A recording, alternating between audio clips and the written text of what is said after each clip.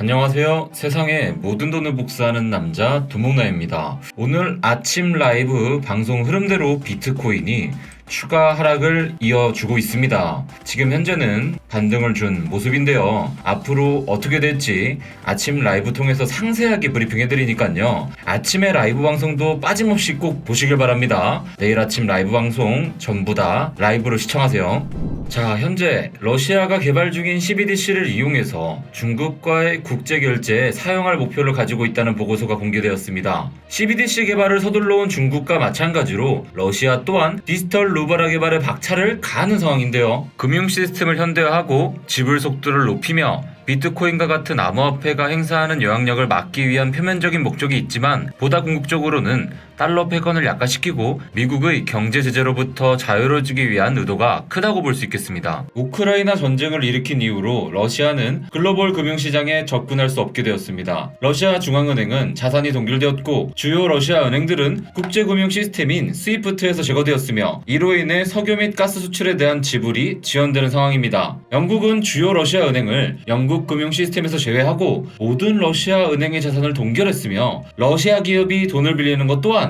금지했습니다. 그래서 러시아는 지금 CBDC를 주목하고 있는 것입니다. 러시아 하원의 금융위원회 위원장인 아나톨리 악사코프는 이렇게 말했습니다. 러시아가 국제금융 제재 상황에서 거래를 지속하기 위한 대체 수단을 찾고 있습니다. 디지털 금융 자산, 디지털 루블화 및 암호화폐에 대한 논의가 활발히 진행되고 있으며 미국이 통제하는 시스템을 우회할 수 있다는 점에서도 디지털 통화는 중요합니다. 디지털 루블화의 다음 단계는 이미 디지털 위안화를 테스트한 중국과의 상호 결제를 추진하는 것입니다.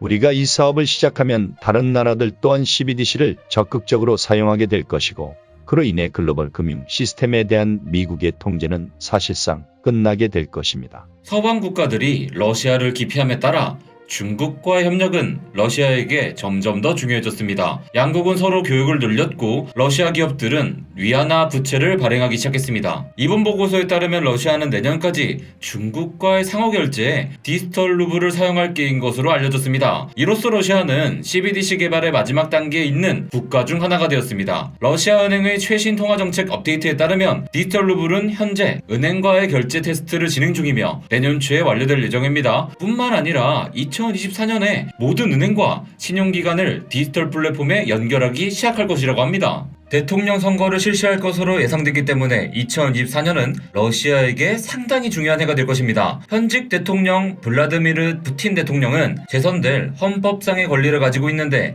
지금 상황만 봤을 때는 과연 푸틴이 그때까지 대통령직을 유지하고 있을지 의문이 드는 것도 사실입니다. 그때까지 러시아 중앙은행은 루블화와 관련된 다양한 결제 테스트를 완료할 계획이며 내년인 2023년에 러시아 은행은 디지털 루블을 기반으로 하는 스마트 개혁을 테스트할 예정입니다.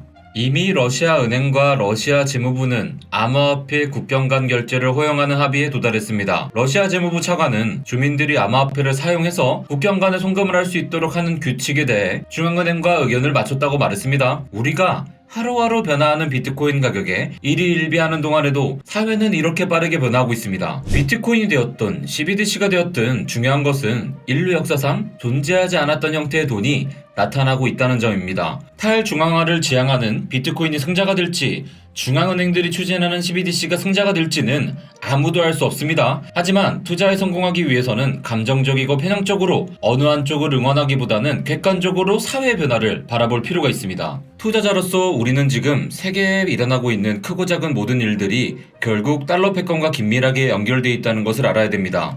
미국이 관여한 모든 전제들은 모두 각각 명분이 있어 보이지만 깊이 들여다보면요, 결국 달러 패권을 유지하기 위한 것이었습니다. 미국이 무제한으로 찍어낸 돈 때문에 발생한 인플레이션으로 인해 지금 전 세계가 고통받고 있다는 것은 여러분들도 충분히 체감하시고 있을 겁니다. 달러 패권을 도전한다는 점에서 비트코인과 스테이블 코인은 계속해서 미국의 제재에 시달리게 될 것입니다. 중국과 같은 사회주의 국가 또한 탈중앙성을 지닌 비트코인을 그대로 받아들일 수는 없습니다. 그래서 중국은 비트코인을 금지시키고 CBDC 개발을 추진하고 있는 것입니다. CBDC를 사용하게 되면 모든 자금의 흐름을 중앙에서 통제할 수 있기 때문이죠. 게다가 오늘 설명드렸다시피 러시아는 서방 국가들의 제재를 피하고 독자적인 금융 시스템을 구축하기 위해 CBDC로 손을 뻗고 있는 상황입니다. 결국 달러 패권을 지켜야 할 미국 입장에서는 비트코인뿐만 아니라 다른 국가들의 CBDC 또한 경계 대상일 수밖에 없습니다. 그런 상황에서 미국은 어떤 선택을 하게 될까요? 잘 생각해 보시길 바랍니다.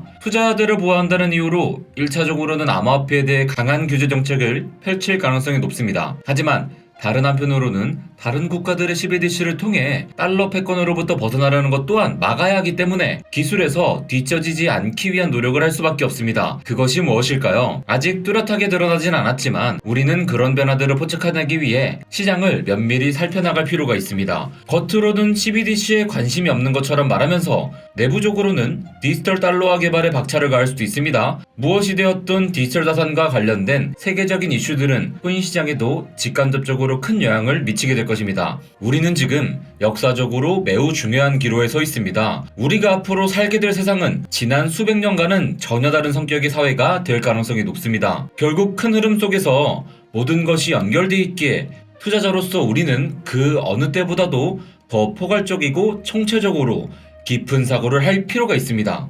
어제 영상에서 여러분들에게 비트코인의 급등이 나오고 있음에도 불구하고 여러 이유를 말씀드리며 조심하라고 말씀드렸던 것 기억나시나요? 그 이후로 비트코인은 조금 더 나아가지 못하고 바로 상승분을 토해냈습니다. 4시간 이평선에 200일 지수 이동평균선의 저항을 맞고 떨어진 게 보이시죠? 비트코인이 지금 급등하기 위해서는 두 가지가 필요합니다. 첫 번째는 시장의 유동성이고요. 두 번째는 스토리입니다.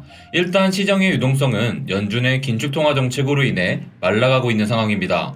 그리고 비트코인을 지지하는 강한 스토리도 지금은 힘을 잃고 있다고 볼 수 있겠습니다. 그렇게 우선적으로 내년 상반기까지는 계속해서 보수적인 관점을 유지할 필요가 있습니다. 적어도 내년 1분기까지는 강한 긴축 정책이 지속될 것으로 전망되는 상황이기 때문입니다. 그 와중에도 여러분들은 계속해서 공부하고 준비하셔야 됩니다. 큰 저점을 줄 때 모아갈 수 있다면 하락장은 큰 기회일 것입니다. 이 시기에 여러분들이 어떻게 준비하고 대응하냐에 따라서 향후 10년이 완전히 달라질 수 있습니다. 그렇기에 하루하루의 단타로 얼마를 벌고 얼마를 잃은 거에 대해 너무 집착하지 않으셨으면 좋겠습니다. 여러분들이 긴 안목을 가지고 투자에 성공할 수 있도록 저 또한 한결같이 노력하겠습니다.